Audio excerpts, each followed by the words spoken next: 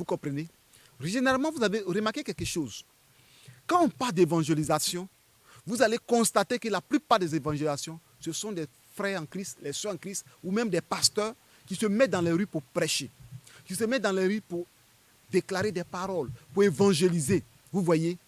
Mais rares, je dis bien rares, sont des chantres qui vont dresser un podium en plein air et qui vont commencer à chanter, qui sont connus, qui vont mettre un CD, leur CD ou bien une clé USB dans un appareil qui joue en plein air comme ça, et puis les gens passent, et puis ils chantent pour évangéliser. Ils chantent, les gens vont venir, on dit, ah, c'est ce chante-là, qui est connu, ah, celui-là, ah, qui chante. Ça fait partie de l'évangélisation, mais rare. Mais généralement, quand les gens vont faire ces choses, c'est de chercher une salle, de chercher un endroit pour pouvoir aller faire un conseil, pour prendre de l'argent. Alléluia. Moi, j'ai un chant à l'église. Amen. Je l'encourage à chanter. Je l'encourage à faire le du Seigneur. Ce que je vous en train de vous donner comme enseignement, je lui ai déjà donné. Si demain, il n'a pas suivi qu'il veut faire ce qu'il veut faire, je fais ma part. Mais je pense qu'il ne va pas faire autre chose. Il va suivre la voie du Seigneur. Alléluia. Donc, un chant ne doit pas partir d'église en église. Ce dimanche, il est aux assemblées de Dieu. L'autre dimanche, il est au Pentecôte. L'autre dimanche, il vient, il est baptiste, Œuvre Mission. Après, il est au guide de réveil. Après, il est Foursquare. Et finalement, il peut faire un mois sans qu'on le voie dans son église. Mais avant, il était à l'église, il était soumis, il était obéissant, il écoutait le pasteur. Mais dès que maintenant, il est connu sur les réseaux sociaux, à la radio, et maintenant, il a commencé à avoir des ouvertures et à avoir des opportunités à rentrer en contact avec les chants les plus connus, il chante de comportement. Alors que le ministère de chant doit s'exercer à l'église, dans ton église locale, dans ton assemblée. Et si on t'invite, c'est pour aller toujours dans l'œuvre du Seigneur. Et quand c'est comme ça, ton pasteur est avisé. Et tu peux même t'accompagner par un frère de l'église, une soeur de l'église. Vous voyez? Et quand tu vas comme ça, et que tu as l'habitude, souvent même là, d'autres vont, quand ils reçoivent des offrandes, ils ne sont même pas capables de venir faire le point à leur pasteur pour dire, ah pasteur, je suis parti dans tel endroit, il y a tel homme de Dieu, vraiment, tu m'as béni, ou bien telle église, tu m'as donné ceci. Ils mettent dans leur poche. Parce qu'ils se disent que c'est leur argent, c'est leur gombo. Vous comprenez? Même la dîme, ils ne donnent pas. Vous devez comprendre que c'est important. Tu dois porter dans la maison du Seigneur. C'est très important. Parce que le Seigneur t'a appelé à un ministère sacerdotal. Vous voyez, David est sorti du cadre des chants et il est parti sur Saül pour aller chanter, pour aller jouer la harpe pour que Saül soit délivré. Vous voyez, ça c'est fait. Le ministère de chant, c'est un ministère ouvert. Tu peux partir partout. Tu peux partir dans les pays. Parce que les gens t'ont entendu parler, chansons sur les réseaux sociaux, ont entendu tes chants partout. Maintenant, tu es en face d'eux, c'est leur joie de voir, de l'émotion. Vous voyez, la présence de Dieu se manifeste. Donc le chant peut voyager, aller au-delà des frontières. Mais comment partir? Il faut que ça se prépare à la maison. Il faut qu'il ait des soutiens spirituels, des conseils. Et aujourd'hui, comme vous le constatez, il y a beaucoup de chants qui ont bien commencé, qui ont échoué. Pourquoi? D'autres sont tombés dans l'adultère, d'autres sont tombés dans la débauche, d'autres sont dans l'impudicité, d'autres aussi, ils ont commencé à dérailler, d'autres aussi ne sont plus considérés parce que tout le temps, on les voit chanter. Parce qu'une fois que tu vas chanter dans une église, tu deviens, maintenant c'est lassant, mais on dit, oh, tout là, c'est la même chanson là. Vous voyez? Donc toutes ces choses-là, éviter l'humiliation, éviter la honte, parce que c'est très important, c'est un ministère sacré qu'on ne doit pas jouer avec. Un ministère très sacré qu'on ne doit pas jouer avec. Donc, ce qui est encore mauvais, vous savez, comme c'est un ministère sacré, le sacré va avec le sacré. Vous allez voir qu'aujourd'hui, certains chantres se mettent ensemble avec le monde païen. Et souvent, on se dit, non, on m'a invité. Non, tu n'es pas obligé de partir. Non, je m'en vais pour évangéliser. Tu n'es pas obligé de partir. Si Dieu ne t'a pas convaincu de partir, tu ne vas pas. Et parce que le chant veut se faire connaître. Vous savez, si tu veux te faire connaître, laisse Dieu te faire connaître. Quand nous lisons la Bible dit à Josué, aujourd'hui, je vais t'élever aux yeux de tout Israël. C'est Dieu qui élève. Josué ne s'est pas taper la poitrine pour venir devant les gens pour dire, Moïse n'est plus là, c'est moi qui suis là. Vous devez m'écouter. Moïse n'est plus là parce que Dieu sait que c'est moi qui dois conduire le peuple. Et quand Josué s'est laissé conduire par Dieu, lorsqu'il était en face du Jourdain, et qu'il ne savait pas comment passer, c'est là Dieu dit à Josué que je vais montrer à ce peuple que de la même manière que j'ai divisé la mer Rouge là, je vais diviser le Jourdain, ils vont passer à pied sec.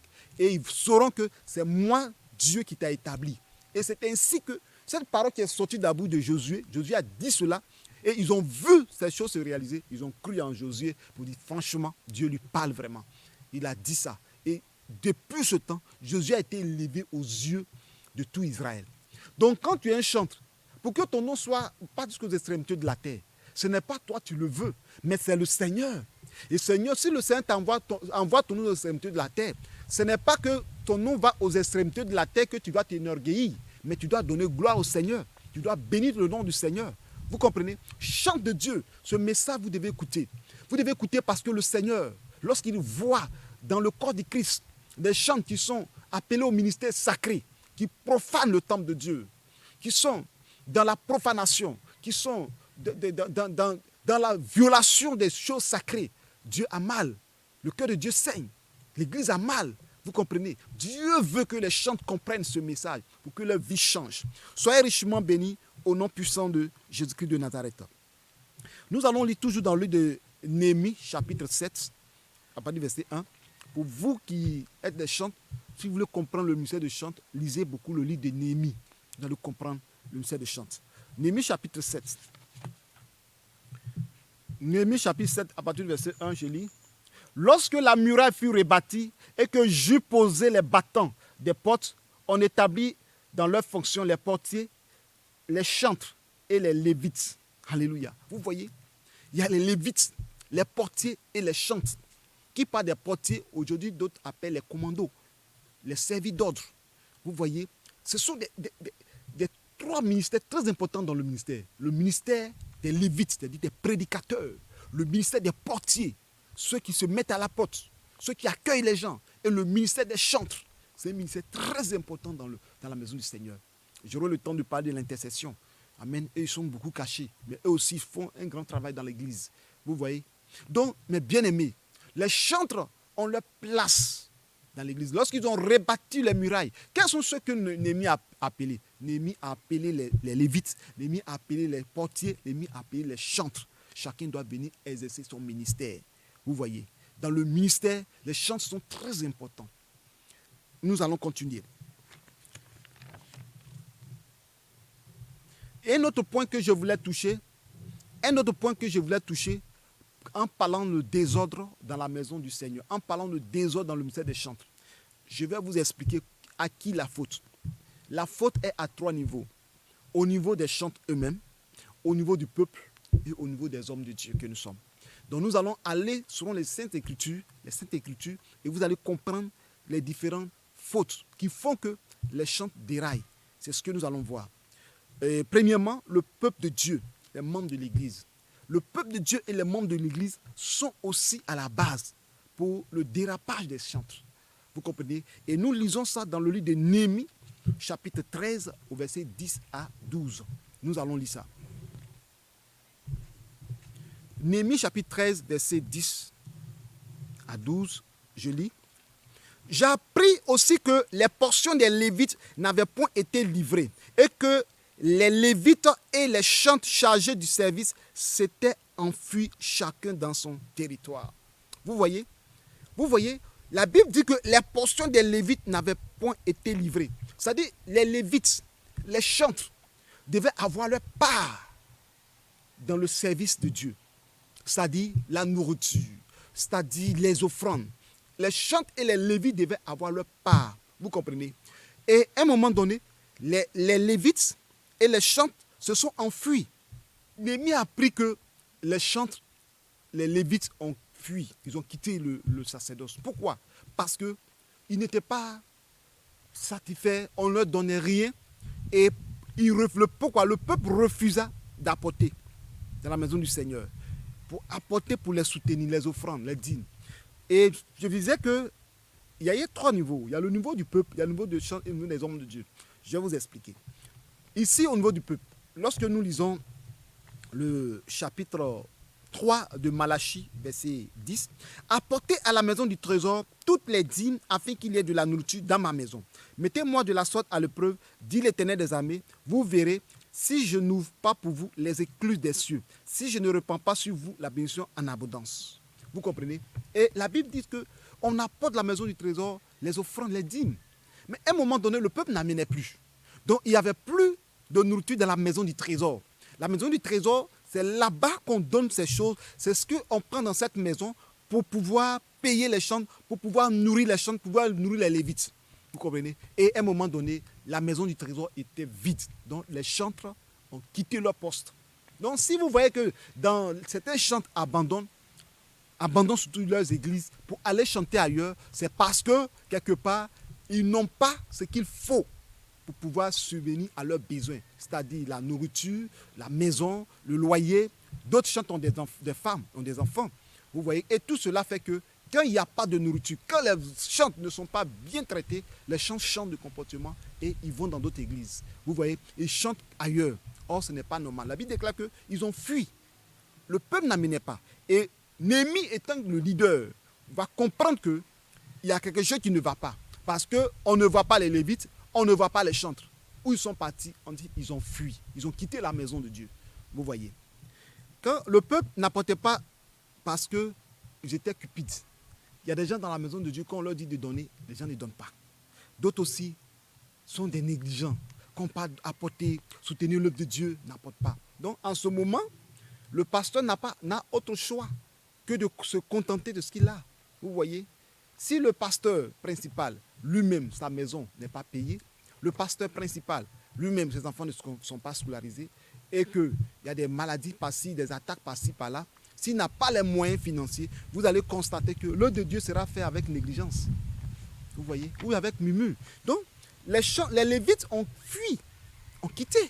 Je vous assure, il y a des hommes de Dieu, compte tenu de situations, qui ont abandonné.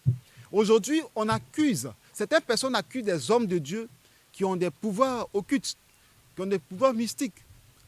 Mais c'est venu comment? La plupart, je ne parle pas de ceux qui sont cupides, ceux qui ne sont pas des serviteurs de Dieu, qui tombent dans l'amour de l'argent. La Bible déclare que dans les derniers temps, même les élus seront séduits. Les élus seront séduits. Pour dire que ceux que vous voyez aujourd'hui qui sont dans le monde occulte, qui sont dans le monde de la magie, d'autres font le pouvoir de Wata, de Mami Wata, de autre chose pour avoir de l'argent, il y a des véritables serviteurs de Dieu dedans. Mais qui sont tombés comment? Parce que la maison de Dieu est négligée. Le monsieur n'arrive plus à payer sa maison. Le monsieur est toujours humilié. C'est lui, propriétaire, va venir chasser de la maison. C'est lui, à chaque fois de situation, il est humilié. Sa femme va accoucher, il n'y a pas les moyens, parce que sa femme paie la vie, ou bien l'enfant s'en va. Et toutes ces choses-là, le gars qui était un homme rempli de cet esprit, à un moment donné, il s'affaiblit. L'homme s'affaiblit, hein. On ne peut pas les accuser. Et après, il rentre en contact avec un autre homme de Dieu en disant, oui, mais comment tu fais ton ministère, ça va? Il dit, oh, viens, je vais te montrer le secret. Il dit, non, c'est comment? Il dit, viens. Et puis, il s'en va. Il s'en va. Et puis, du coup, il tombe dans le piège. Parfois, il ne peut plus sortir. Il est déjà tombé dans le piège. Vous voyez? Donc, ne négligez pas les hommes de Dieu. N'abandonnez pas le service de Dieu. N'abandonnez pas la maison de Dieu. Vous devez d'abord spirituellement les soutenir en prière. Et financièrement les soutenir.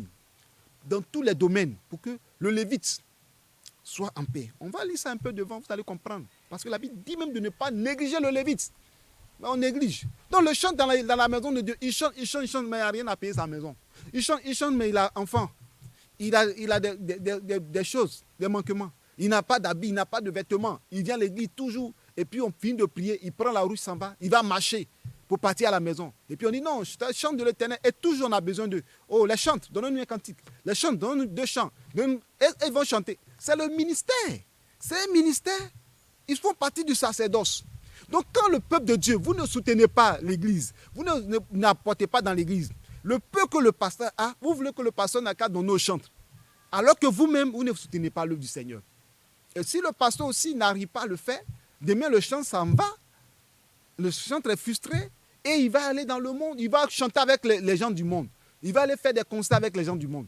Il faudrait que les chants soient encadrés. Il faudrait que les chantres soient suivis. Il faudrait que les chantres puissent avoir un salaire. On va en parler parce que c'est un séminaire. Dieu m'a dit de parler. Donc il m'a dit de parler, j'aurai le temps de décortiquer pour ne pas aller plus vite, pour ne pas sauter des parties. Donc, dans la maison du trésor, vous devez faire la différence entre la maison du trésor et la maison de Dieu. La maison du trésor est dans la maison de Dieu. La maison de Dieu n'est pas la maison du trésor. J'espère que vous me comprenez. La maison, qu'il y ait de la nourriture dans la maison. Nous allons lire ce passage pour que je puisse faire la différence. Vous puissiez faire la différence. Il dit, apportez la maison du trésor, à la maison du trésor, toutes les dîmes, afin qu'il y ait de la nourriture dans ma maison. On n'a pas dit dans ma maison du trésor, hein. Il dit dans ma maison. La maison, c'est l'église, le temple. Donc, il y a une maison spéciale que le peuple d'Israël a construite. Et cette maison-là, on met seulement les offrandes, les dîmes, les dons, on met dedans. Cette maison, on appelle ça la maison du trésor. Et à un moment donné, cette maison était vide.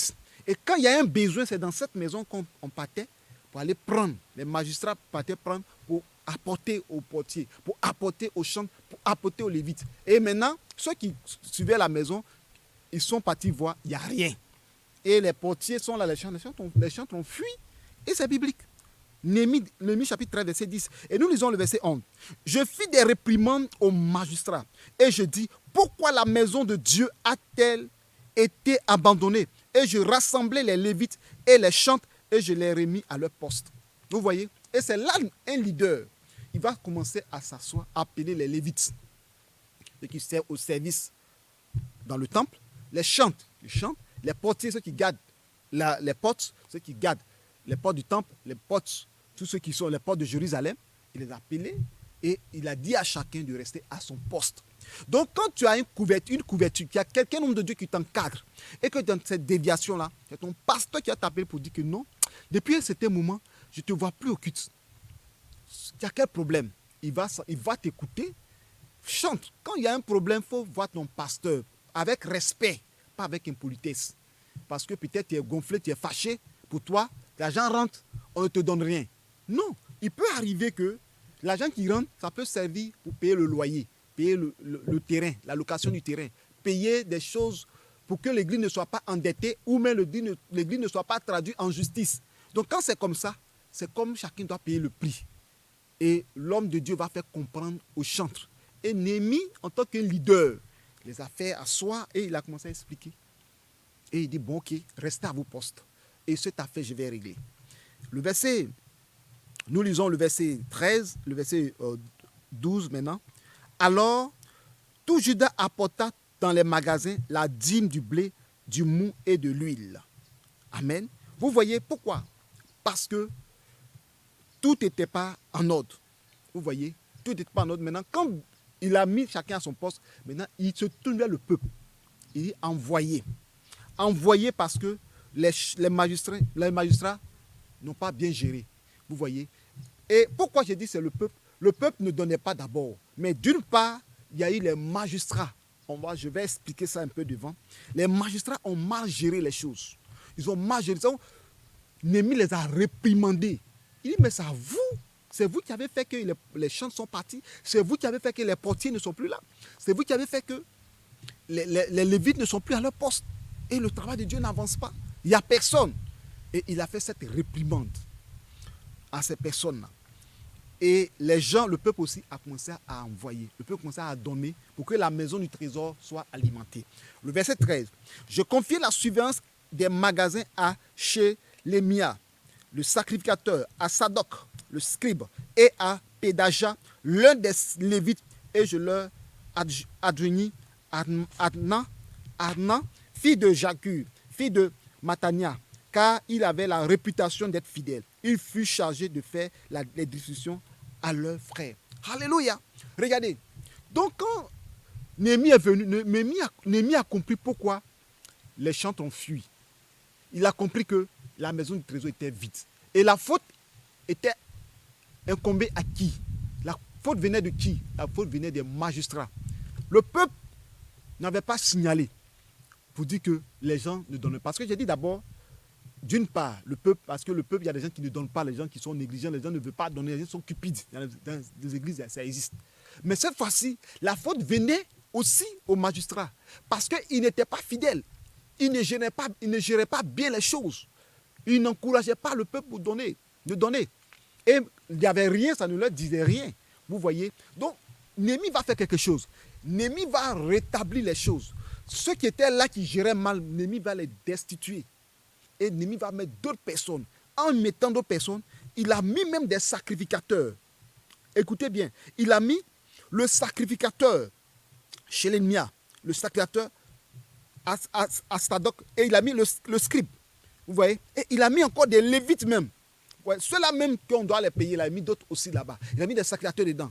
Il a mis aussi d'autres personnes et des personnes qui avaient une bonne réputation d'être fidèles. Donc, vous voyez souvent dans les églises, le partage n'est pas normal. Le partage, tout le monde ne peut pas avoir. Ce qu'on doit donner, on n'arrive pas à avoir. Ça dépend de ceux qui gèrent les comptes de l'église. Ceux qui gèrent la trésorerie. Vous voyez? Et ce sont des gens qui n'étaient pas fidèles. Parce qu'à partir de cet instant, Néhémie a pris des hommes fidèles, des sacrificateurs, des serviteurs. Donc, le peuple a compris que maintenant, les gens voient qu'il n'y avait plus ces genres de choses. Vous voyez, quand les gens gèrent mal les choses de l'église, les magistrats, ils savaient que ce qu'on leur donnait, d'autres prenaient pour aller chez eux à la maison. D'autres prenaient des choses pour aller à la maison. Il y a des personnes qui ont fait les offrandes, les actions de grâce. Avant que ces choses n'arrivent à l'église, les gens prennent aussi, ils enlèvent aussi. Ils enlèvent aussi. Ça, c'est un jugement de Dieu. Parce que ça doit venir dans le trésor de Dieu. Mais toi, tu prends une partie dedans. C'est ce que les magistrats faisaient. Ils n'étaient pas fidèles. Et maintenant, quand vous lisez la Bible, vous allez voir dans Actes des Apôtres, qui a fait ça? Des gens qui ont un bon témoin, des gens fidèles, des gens qui craignent Dieu. C'est ce que Néhémie a fait. Et à partir de ce jour-là, il a rétabli les choses. Que le Seigneur vous bénisse. Des gens qui ont une bonne réputation. Quand nous lisons dans Néhémie, chapitre 13, toujours, le verset 4 à 5, je vais vous parler aussi de la maison du trésor. Néhémie 13, je lis à partir du verset 4. Avant cela, le sacrificateur Eliashib, établi dans les chambres de la maison de notre Dieu et parent de Tobija, le verset 5, avait disposé pour lui une grande chambre où l'on mettait auparavant les offrandes, l'encens, les ustensiles, la dîme du blé, du mou et de l'huile, ce qui était ordonné pour les Lévites, les chantres, les portiers et ce qui était prélevé pour les sacrificateurs. Vous voyez? Donc, c'est ce qui a été fait. Il y a une maison, la maison du trésor, là, tout ce que je viens de citer, les offrandes, l'encens, les ustensiles, les blés, les dîmes, tout, était dans cette maison du trésor. Et c'est ce que nous avons vu aussi dans Malachie. Et c'est ce qu'on prélevait pour payer. Vous savez, donc c'est la maison du Seigneur. On ne doit pas négliger les chantres dans l'église. Parce que c'est un service sacerdotal. C'est un service sacré. La Bible parle de l'office. L'office, c'est le service de Dieu. Et quand nous lisons dans Deutéronome chapitre 12, verset 19, que je lis, aussi longtemps que tu vivras dans ton pays, garde-toi de délaisser le Lévite. Aussi longtemps que tu vivras dans ton pays, garde-toi de délaisser le Lévite. Vous voyez? Cela veut dire quoi? Il y a des gens qui délaissent le Lévite. Ne délaissez pas le Lévite. Ne délaissez pas le Lévite parce que l'homme de Dieu qui t'enseigne, qui t'encadre, ne le délaissez pas. Aujourd'hui, il y a certains hommes de Dieu, après avoir fini de prêcher dimanche, c'est fini. C'est ce qu'ils ont reçu le dimanche là, c'est fini. Ils vont attendre dimanche prochain. Moi, je me souviens bien, quand j'étais dans mes débuts de ministère, le jour où il a plu, dis-toi que tu n'as pas d'offrande. Alors que les fidèles doivent savoir que s'il a plu, qu'il n'y a pas eu culte, parce que les voies étaient bouchées, la pluie empêchait les gens de venir à l'église. En temps normal, les gens qui s'occupent de la trésorerie doivent collecter des offrandes. La Bible n'est pas les délaisser. Parce que tu n'es pas venu à l'église parce qu'il y a eu une inondation ou bien il y a eu un événement national qui a fait que ce dimanche n'avait pas eu culte. C'est comme au temps de confinement. Et il y a des gens, c'est un débarras d'aller faire offrande. On doit s'occuper des pasteurs. C'est leur salaire. Vous allez me dire que quand les instituteurs, les professeurs sont en vacances, on ne les paye pas. On dit non, ceux-là, comme ils n'enseignent pas, l'État les paye. À part dans les privés. Les privés, même, on donne même moitié de salaire. Parce que c'est ce qu'il fait, c'est son travail. Mais comment un homme de Dieu, en temps de confinement, en temps de pluie, il n'y a pas eu pluie, il n'y a pas eu, ou bien il y a eu un événement, incendie quelque part, ils n'ont pas pu faire culte. Ils sont délaissés. Les fidèles ne sont même pas capables de dire que comme il n'y a pas eu culte, notre pasteur vit au moyen de nos offrandes, de nos dons, on va faire des offrandes.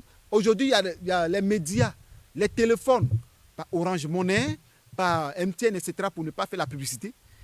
Par des médias, par téléphone, on envoie l'argent. Même ça peut être des agents, des agences internationales dans les pays. qu'on peut envoyer. Je peux me citer, tout le monde connaît ça, Ria au moins un gramme ou autre, pour envoyer à l'homme de Dieu, pour qu'il mange. Mais les gens ne font pas. Or, la Bible nous dit que aussi longtemps que tu vivras dans ton pays, garde-toi de délaisser le lévite. Les gens délaissent le lévite. Et le pasteur, ce dimanche-là, il n'y a pas de nourriture, il n'y a rien. La semaine, elle devient compliquée. Quand il va parler à un fidèle, ce qu'il va entendre, ce n'est pas bon. Sauf quelques fidèles, quelques-uns, quelques membres de l'église qui ont à cœur de soutenir le pasteur, qui savent qu'il n'y a pas eu culte aujourd'hui. Il faut que moi-même, là, je me déplace pour aller dans la maison de Dieu, pour aller donner mon offrande, pour aller donner ceci, pour aller donner cela. Il vit de ça. C'est pourquoi les Lévites ont fui. C'est pourquoi les chantres ont fui. C'est pourquoi les portiers ont fui, parce qu'il n'y avait pas de nourriture. C'est pourquoi beaucoup d'hommes de Dieu ont quitté leur poste d'hommes de Dieu. D'autres se sont convertis aux manœuvres, aux ouvriers quelque part, pour aller travailler, pour subvenir aux besoins de la maison de Dieu, aux besoins de leur famille. Non, ce n'est pas normal. Vous voyez? Donc ce que je dis, c'est pour nous, serviteurs de Dieu, et aussi c'est pour vous, le peuple. Nous ne devons pas délaisser le lévite, nous ne devons pas délaisser les chantres, nous ne devons pas délaisser les portiers. C'est très important. Comme je disais que les serviteurs de Dieu, les chantres, devaient aussi comprendre parfois l'église. Parce que l'église peut traverser des moments très difficiles. J'ai déjà dit ça par rapport au loyer. Il n'y a rien à payer, il n'y a rien dans la caisse. Et ce serviteur-là, le chantre, doit vraiment prier le Seigneur pour que le Seigneur fasse cela. Une église, et je parle aussi à des églises, il y a des églises financièrement, l'église assise. Les moyens sont là. À un culte même là, il peut s'en sortir avec des millions ou bien des centaines de mille. Mais ça vous coûte combien de vous occuper des chantres? Quand on parle de chantres, c'est le concept. Dans certaines églises, on appelle la chorale. D'autres, on appelle le groupe musical. C'est tout cela qu'on doit s'occuper d'eux. C'est important. Mais vous avez assez d'argent, mais vous ne vous occupez pas des chantres. C'est eux qui vont chanter. C'est-à-dire, on prend comme si c'est normal qu'ils chantent. Ils vont qu'à chanter, c'est leur travail. Si nous, hommes de Dieu aussi, on chante, on a des offrandes, on prête, on a des offrandes, eux aussi, on doit se souvenir d'eux. C'est important. Mais ce ne doit pas faire quelque chose de rivalité. Oui, donc comme l'homme de Dieu a prêché ceci, si l'homme de Dieu, ils ont donné telle offrande à l'homme de Dieu, nous aussi, on va me donner telle offrande. Non, c'est quelque chose que Dieu a établi. C'est-à-dire, on donne selon les besoins. On donne pour que tu puisses... Parce que avant de parler des chants, il faut que... Je ne suis pas encore arrivé en profondeur du message, mais je vais toucher ce point. Le ministère de chant là, ce n'est pas tout le monde qu'on appelle chanteur. Ce n'est pas que celui qui va quitter là-bas un bon matin et dit, moi, je chante. Moi aussi, je chante. Non, le chant doit être consacré. Le chant doit être mis à part. Le chant doit être reconnu par l'Église. Ce n'est pas toi, demain, tu chantes, demain, après-demain, tu ne chantes pas. Non, celui-même, on sent qu'il est appelé. Ou l'homme de Dieu, l'Église l'a consacré comme chante. C'est de ceux-là que je parle. Je ne parle pas de ceux qui se lèvent un bon matin. Non, ils chantent. Je suis dans le groupe musical. Non, je parle de ceux qui sont consacrés. Consacrés, mis à part pour l'œuvre. Ils ne font rien d'autre que chanter pour Dieu. Et aussi doivent se consacrer pour le Seigneur. Que le Seigneur vous bénisse. J'ai touché le point des magistrats. Qu'est-ce qui fait que souvent les chants ne sont pas bien rémunérés dans l'église? La mauvaise gestion. Je pense que j'ai touché sur le point. Parce que si le peuple apporte et que c'est mal géré, souvent ça décourage le peuple. Les gens apportent, mais c'est mal géré, ça décourage le peuple. Soit le peuple apporte, mais certains ne rendent pas fidèlement les dons. Amen. Vous allez voir, le peuple a envoyé les choses pour soutenir, les gens peuvent voler. Il y a des chrétiens voleurs, il y a des trésoriers voleurs, il y a des magistrats voleurs, des gens qui sont des DAF voleurs qui sont là et qui gèrent mal et qui font des détournements. J'ai entendu un témoignage d'une église qui avait des trésoriers, ceux qui comptent l'argent, tout, et puis bon. À chaque fois, ils se sont entendus, c'était au nombre de 3, ils retenaient une partie de l'offrande. Ils retenaient une partie de l'offrande jusqu'à ce que chacun prenne l'argent pour aller acheter des terrains, pour aller construire des maisons, mettre en location, des immeubles. Vous voyez. Comment vous pensez que ces gens d'église-là, les gens qui apportent, on peut s'occuper normalement de ceux qui sont dans le service? Vous allez voir que l'argent ne suffit pas. Et toujours les gens vont se plaindre. Et le pasteur aussi ne va pas se mettre là à regarder les offrandes. Le pasteur, il a fini de prêcher. Il sait qu'il y a un groupe qui s'occupe de ça. Et quand le pasteur va vraiment veiller dedans pour regarder, on va dire que oui, le pasteur là, il finit de prêcher, il vient regarder dans les offrandes. Mais souvent, le pasteur soupçonne. Il n'a pas saisi quelqu'un qui est en train de voler. Mais il soupçonne. Mais comment se fait-il que l'argent rentre? Moi, je me souviens bien quand j'étais dans une église où j'étais dans mes débuts de ministère. Il y a un frère qui avait fait une offrande de 1000 francs à l'époque. Et après la fin de faire l'offrande, il m'appelle. Il dit, mais je fais offrande 1000 francs. Mais moi, quand j'allais dans la corbeille, il n'y avait pas 1000 francs dedans. Et c'est le frère qui comptait les offrandes qui a pris l'argent. Or, c'était son travail. Et je voulais demander, il dit, non, il faut laisser tomber, il faut laisser tomber. Il ne faut pas demander. Ça, c'était une erreur. C'est-à-dire, c'est toi-même qui as fait, tu es venu me dire, tu veux encourager le faire continuer à voler. Donc, si ces gens de personnes sont dans la maison de Dieu, qu'ils volent l'argent de l'église, il faut qu'on les dénonce. C'est pourquoi la Bible déclare que n'ayez rien en commun avec les œuvres infructueuses des ténèbres, mais plutôt dénoncez-les. Si quelqu'un est en train de gérer mal l'argent de l'église, il faut que cette personne soit dénoncée et que cette personne soit changée, remplacée. C'est ce que Néhémie a fait. Il les a réprimandés, il les a changés et puis il les a rétablis. Vous voyez? Donc quand ces choses sont dans l'église, on ne peut pas bien s'occuper des chantres et des portiers. Et aussi, qu'est-ce qui fait que l'argent ne rentre pas dans la caisse? C'est que aussi, certaines personnes qui sont là n'encouragent pas le peuple. C'est-à-dire, eux, ils sont là, on les a établis, ils viennent compter seulement. Ils devaient parler, ils doivent exhorter le peuple à donner, à apporter, avec même des versets bibliques. Vous savez que l'église a besoin de temps. Les hommes de Dieu sont là, il y a des gens qui sont là. Il faut qu'on les soutienne. Mais ils sont là, ils ne parlent pas. Parce que d'autres, mais ils sont là parce que eux aussi, on ne donne rien. Donc, s'ils ont donné, ils n'ont pas donné, ils se disent que moi, ils gagnent quoi dans ça là? Alors qu'on t'a établi pour ça. Tu dois faire ton travail. Chacun doit aller rendre compte à Dieu. Vous comprenez? Donc que le Seigneur nous bénisse. Nous venons de lire ça tout à Néhémie 13 parce que c'est important. Dans Jérémie chapitre 48 verset 10, la Bible déclare que maudit soit celui qui fait l'œuvre de Dieu avec négligence. Que ce soit chante, que ce soit portique, que ce soit lévite, que ce soit responsable. Tous ceux qui gèrent la maison du Seigneur, tous ceux qui font l'œuvre de Dieu avec négligence seront sous la malédiction de Dieu. Parce que Dieu vous a donné des dons. Chacun doit faire avec courage. Que le Seigneur nous bénisse. Le point, je viens de toucher le point du peuple, je viens de toucher le point des magistrats, et je vais toucher aussi le point des chantres eux-mêmes. Les chantres, pourquoi souvent ces genres de choses arrivent dans les églises? Parce qu'il y a des chantres qui sont infidèles et qui cherchent à plaire au monde. Tu chantes là, ce n'est pas pour le monde que tu chantes.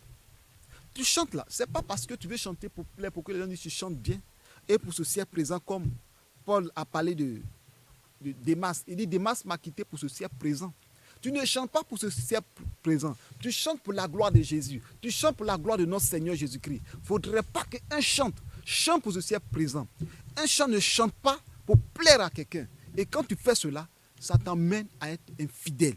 Et quand cela, Dieu n'est pas content. Et tu chantes dans ton esprit, il ne faut pas chanter parce que tu veux avoir de l'argent. Dans ton esprit, il ne faut pas chanter parce que tu veux avoir plus de vues. Tu veux avoir... Ton album doit parcourir la terre. On doit chanter pour donner gloire à Dieu. C'est pourquoi dans le dictionnaire, on dit le chant, c'est celui qui chante pour célébrer quelqu'un. Vous comprenez? Donc, avoir des nouveaux pères spirituels. Vous allez voir des chants qui ont, à partir d'ici, aujourd'hui, quand ça va, il dit non, lui là n'est plus mon père spirituel. Mon père spirituel, c'est telle personne. Et homme de Dieu aussi, il n'allait pas aller dire non, lui là, bon, mon fils, il est venu chanter dans ton église, c'est quand il est devenu ton fils. Et puis maintenant, tu vas le côtier. Non, ces gens de côtier, tout ça là, ce n'est pas des choses bibliques. Vous voyez, il est venu chanter, les films de chanter, il s'en va dans son église. Et tu l'encourages. Et même nous, les hommes de Dieu, si un chant veut chanter, dans notre église, il faut qu'on sache bien que ce chant est un fidèle qui est obéissant à son pasteur. Eux-mêmes, on peut même rentrer en contact avec son pasteur pour dire oui, j'ai invité ton fidèle à venir chanter chez moi. Il dit ok, il n'y a pas de problème, moi mais j'ai déjà donné le feu vert. Mais on n'appelle personne. Donc on appelle le chantre est déjà là. Parce qu'on a besoin de lui. Vous voyez. Et c'est ce que nous faisons beaucoup, nous les pasteurs. On ne rentre même pas en contact avec les pasteurs des chantres. Donc dès qu'on les appelle, ils sont là. Et d'ailleurs même il dit, il faut voir mon manager. Même le manager, même le pasteur ne connaît pas son manager. Le manager, on le prend comme ça, quelqu'un, pour lui, il a un talent de management. Ok. Donc, c'est ce qui fait aussi l'erreur. Il faudrait que le chantre doit s'attacher à l'église, au Seigneur d'ailleurs, s'attacher à son pasteur pour lui expliquer tout, partout on veut l'inviter. Le chantre ne doit pas avoir l'esprit de convoitise, la convoitise de ce monde. Parce que tu as commencé à chanter, l'autre chante à une voiture, toi aussi tu veux chanter pour avoir une voiture. Ou bien tu vas convoiter les jeunes filles Tu vas chanter pour que tu sois éloquent. Parce qu'il y a une manière de chanter pour faire le one-man show. Même dans la prédication. Tu peux prendre une prédication tout à l'heure pour dire des choses, les gens vont dire « Wow, amen, amen, amen, amen ». Ça, c'est un système. Mais est-ce que Dieu est dedans? Quand je vais dire que toi, cette année, c'est ton année, Dieu va t'élever, ça crie « Waouh ». Toi qui es là-bas, tous ceux qui t'ont maltraité, ils verront que tu seras élevé. Waouh. Tous ceux qui ne veulent pas que tu réussisses, tu vas réussir. Waouh. C'est vrai, on peut proclamer ça, on le fait parfois. Mais est-ce que c'est à tout moment qu'on proclame que ça vient de Dieu? Donc c'est comme si les chanteurs en train de chanter, qui chantent pour que les gens apprécient sa chanson. Aujourd'hui, vous allez constater que quand les chants chantent, ils ont mené un système. Des chansons qui font pitié. Ils vont à l'hôpital en prenant les malades. On voit quelqu'un qui est pauvre, qui est assis quelque part là-bas. C'est lui, après, Dieu l'a élevé. Quelqu'un qui est malade, il est guéri. Et maintenant, ça... Oui, c'est bon. On veut donner gloire au Seigneur. Mais quel est l'objectif? C'est attirer les gens à se consoler par ton album. Mais pas pour donner gloire au Seigneur. Il ne faudrait pas que les gens se consolent par ton album, mais qu'ils se consolent dans le Seigneur. C'est ce qu'on doit comprendre. Et vous allez voir des chants qui ne sont pas totalement délivrés. Qui ne sont pas délivrés et qui se mettent à chanter. Qui sont partout, qui chantent. Mais il n'y a aucune délivrance. Vous devez quand même bien aimer. Un chant doit être délivré. Délivré dans son langage. Délivré dans son accoutrement. Délivré dans sa manière de chanter. Vous voyez, un jour, je disais à une de nos soeurs qui chantait dans l'église, je ne vais pas toucher le micro pour que ça déconne. Ça dérange plutôt. Je ne vais pas toucher le micro pour que ça dérange. Ils ont une manière d'attraper le micro. Ils attrapent, ils ferment tout ici, là. Ils prennent le bout et puis ils font comme ça, comme les DJ. J'ai dit, après, il a dit non, plus jamais ça. Tu chantes là, il faut bien attraper le micro. Le micro là, quand ils ont fait le bout là, c'est pour la voix. Tu dois passer par là. C'est pas là où tu dois attraper le micro comme les gens du monde, les DJ. Le bout attrape le et puis ils soulèvent comme ça, ils chantent. Non, il dit on ne chante pas ça ici. Il faut savoir attraper le micro. Et le chant copie les chants du monde. On aura le temps de parler de toutes ces choses-là. Le chant doit être consacré. Le chant doit être appelé au ministère de chant. Voilà en gros ce qui crée que dans l'église, il y a le désordre au milieu des chants. Et le chant a besoin d'être assisté.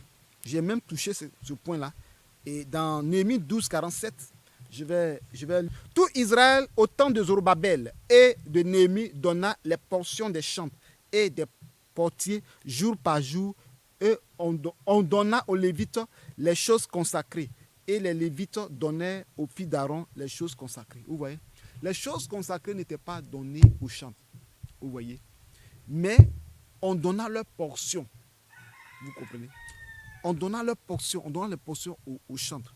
Pour dire quoi? Jour par jour. Mais aujourd'hui, on ne peut pas donner par jour, puisque les cultes, on fait par dimanche. Donc, on peut donner quelque chose aux chantres les dimanches ou par mois. Ça va dépendre. Donc, le chantre doit avoir un salaire qui doit être fixé. Quand nous lisons dans Néhémie 11, verset 23, il est écrit, car il avait un ordre du roi concernant les chantres et un salaire fixe leur était accordé pour chaque jour.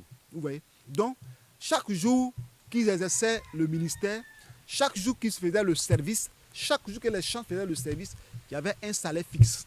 Donc, les chantres dans une église doivent avoir un salaire. C'est important. Pour ne pas qu'on les néglige. Pour que dès que toi chantes, on commence à te soutenir aussi. Il faut te dire que tu dois rester fidèle. Tu ne dois plus courir d'église en église. Et même si vraiment toi aussi, tu sais que l'église te soutient convenablement, si tu vas à un programme, que tu reçois quelque chose, il faut que l'offrande aussi doit venir dans la caisse de l'église. Si véritablement tu veux que l'église te soutienne aussi, pour que l'église aussi puisse bénéficier de ce que tu fais. Vous voyez? Que le Seigneur nous bénisse. Donc lorsque nous parlons de la maison de chant, nous lisons dans Néhémie 12, 28, 29. Néhémie 12, 28, 29. C'est pourquoi je vous dis de prendre le livre de Néhémie, c'est très important. 28, 29, je lis. Les fils des chantres se rassemblèrent des environs de Jérusalem, des villages des Nétopaciens.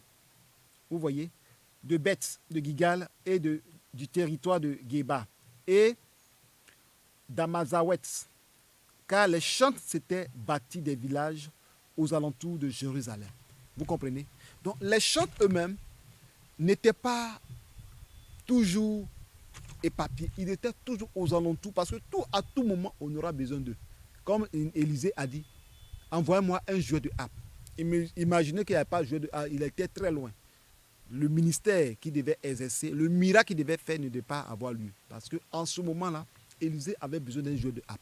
Donc ici, Néhémie savait que dans ce ministère de chant, il faut que le chant soit aux alentours.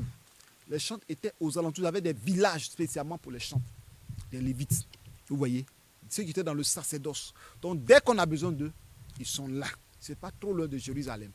Donc un chant en temps normal doit être pas trop loin de l'église. Ou même, comme nous sommes dans le temps moderne, doit avoir un moyen de transport plus rapide et doit même être à l'heure. S'il n'a pas un moyen de transport, doit être à l'heure au culte. Parce qu'on a besoin de chant dans la maison du Seigneur.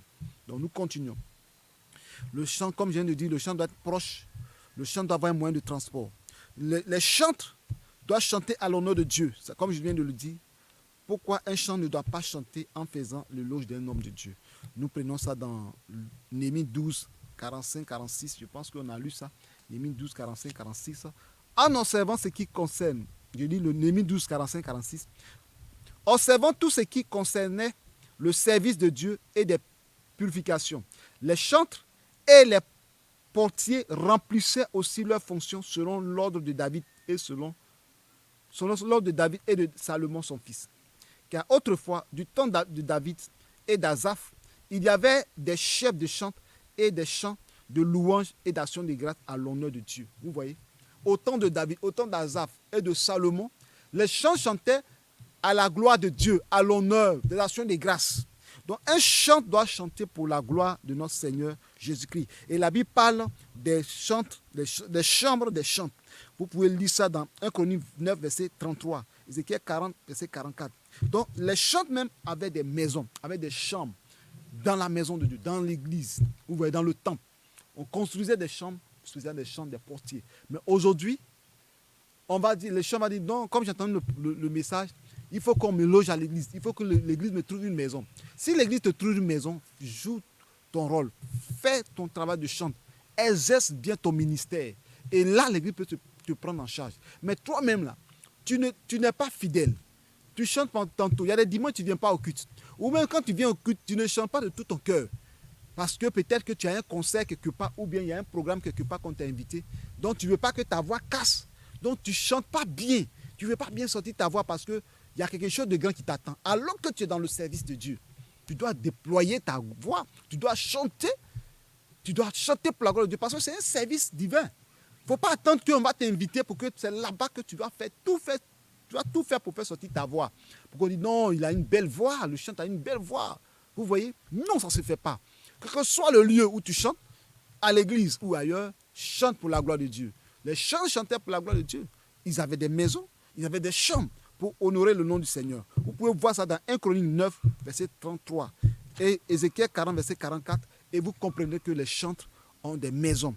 Alléluia. Que Dieu nous bénisse et que sa grâce soit sur nous. Le chant ne doit pas être allié que pour chanter. Un chantre doit participer aux réunions de prière. Il y a des chantres, quand il s'agit de chanter, ils viennent chanter. Après chanson, prédication, ce n'est pas le problème. Alors que le chant doit aussi chanter. Le chant doit participer au programme de l'église. Un chantre, on ne doit pas être orgueilleux. Un chant ne doit pas être rebelle.